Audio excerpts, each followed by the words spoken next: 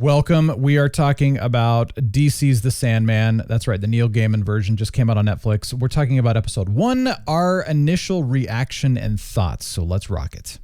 I did not read the comics, but I'm very curious about it. So I wanted to watch the show and see what happened. And also it's DC. So you kind of wonder, is it going to be good or not? Because sometimes it's a hit or miss. They're hit or miss, yeah. Yeah. So we wanted to at least talk about the first episode, by the way. That's as far as we both got. So Captain, thoughts?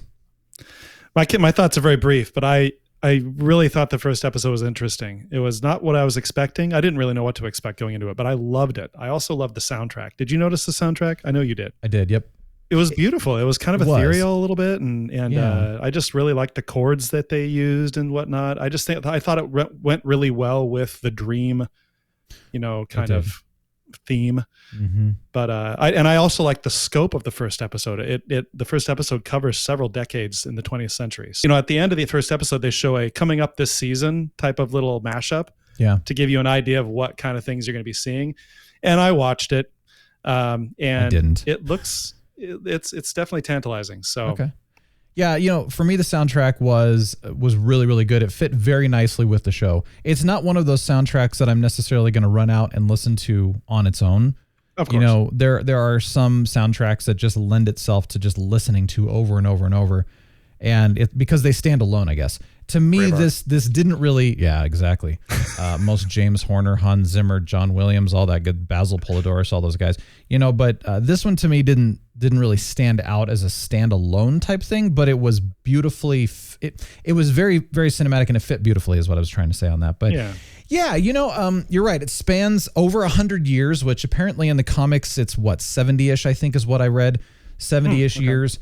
And in the, I think it was from the 20s to 1986 is what it was. And so in this, in the comics, in this, it has to fit from, I think it was 1919 is where it starts. 16.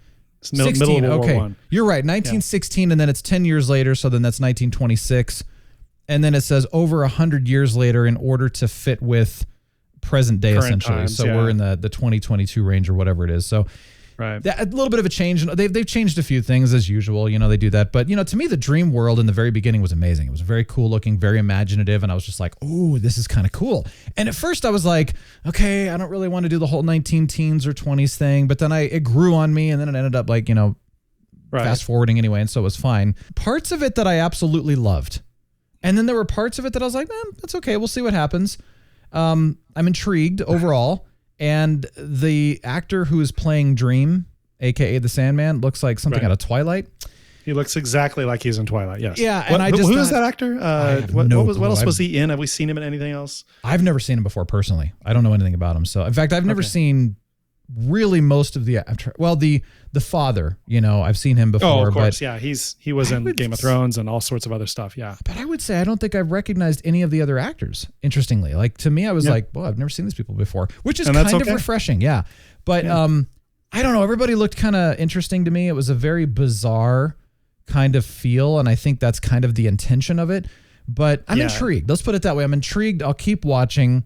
I'm optimistic in some ways, but on the other hand, it is kind of a darker feel, which I'm not into as much. So we'll see how far I get into it. But fair enough. I don't know. And it's going to get more bizarre as far as what you were describing, characters looking and stuff. It's going to get more bizarre based on what I saw at the end. So okay, the premise is cool though. Like the story behind it, the idea behind it seems really cool, and I'm a fan of that anyway. So we'll see what happens. Yeah, me too. That's our reaction to The Sandman. Hope you'll join us for more. We do love talking about movies and TV shows. We like to review things. We like to talk about a lot of things. Honestly, we're very, very multi-passionate. A lot of interests, a lot of variety here on the Real Brian YouTube channel. So please subscribe if you like that kind of stuff. We've got our Real Brian Show podcast that comes out every Friday. It's a variety show, but otherwise we love to talk about little things like this and put out little videos of some cool and fun stuff. So thanks for joining us. Have a wonderful rest of your day. Talk to you soon.